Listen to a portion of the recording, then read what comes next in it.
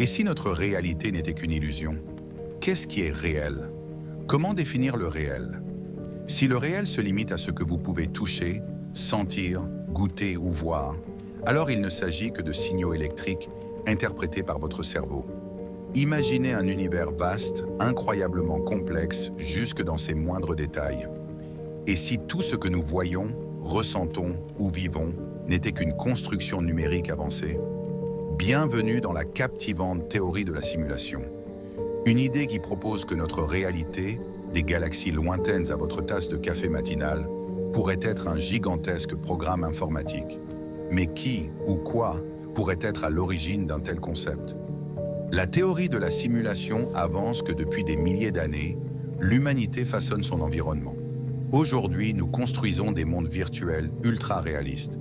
Alors pourquoi une civilisation bien plus avancée que nous n'aurait-elle pas développé une simulation ultime? Le psychologue Donald Hoffman soutient que ce que nous considérons comme le monde réel est une illusion. Selon lui, notre cerveau nous fournit une version simplifiée de la réalité, adaptée à notre survie. Ce que nous percevons, comme l'espace, le temps ou les objets, ne reflète pas la véritable essence de l'univers.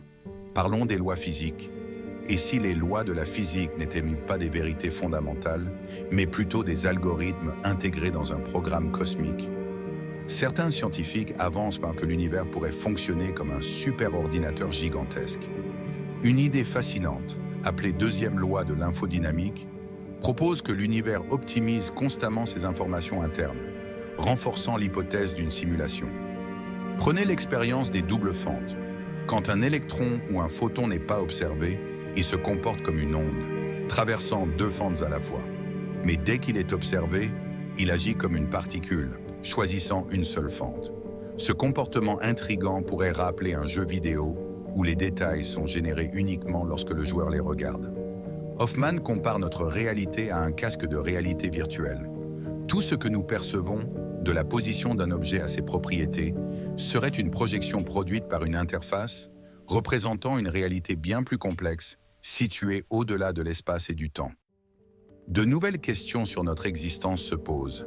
Si notre univers est une simulation, y aurait-il des anomalies capables de révéler cette vérité? Des concepts comme l'entropie de l'information ou les étrangetés de la mécanique quantique poussent les scientifiques à approfondir ces questions. Qu'il s'agisse d'une simulation ou non, ces théories remettent en cause tout ce que nous croyons savoir sur la réalité. Elles ouvrent des portes vers de nouvelles perspectives pour comprendre notre rôle dans cet univers fascinant, ou ce programme cosmique. La conscience est-elle la clé d'une réalité simulée? L'une des grandes énigmes dans ce débat est le rôle de la conscience. Si nous vivons dans une simulation, alors nos pensées, nos émotions et notre libre arbitre seraient-ils également des illusions programmées? Certains philosophes, comme Nick Bostrom, suggèrent que notre conscience pourrait être une interface avancée, simulée pour donner l'illusion d'une expérience authentique. Mais si tel est le cas, pourquoi simuler la conscience? Une hypothèse est que la conscience humaine pourrait être le véritable objectif de cette simulation, un terrain d'expérimentation pour une intelligence supérieure cherchant à comprendre sa propre nature. Certains scientifiques se demandent même si certaines anomalies dans l'univers pourraient révéler des erreurs ou des incohérences dans la simulation. Prenons les constantes fondamentales de la physique, ces valeurs précises qui régissent l'univers, comme la vitesse de la lumière ou la gravité. Pourquoi ces constantes sont-elles exactement ce qu'elles doivent être pour permettre l'existence de la vie? Cela ressemble étrangement à des paramètres finement réglés, comme ceux d'un programme conçu pour fonctionner parfaitement. Un autre exemple est l'énergie noire, cette mystérieuse force qui accélère l'expansion de l'univers. Certains théoriciens avancent qu'elle pourrait être un mécanisme d'ajustement automatique, programmé pour maintenir la cohérence du système. Un aspect souvent négligé est la signification de la mort dans un monde simulé. Si notre corps et notre esprit sont des données, que devient-on lorsqu'on meurt?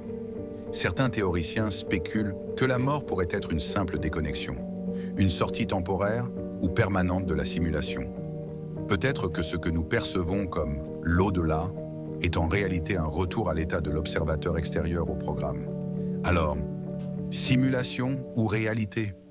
Peu importe la réponse, Ce voyage intellectuel n'est que le début de l'aventure.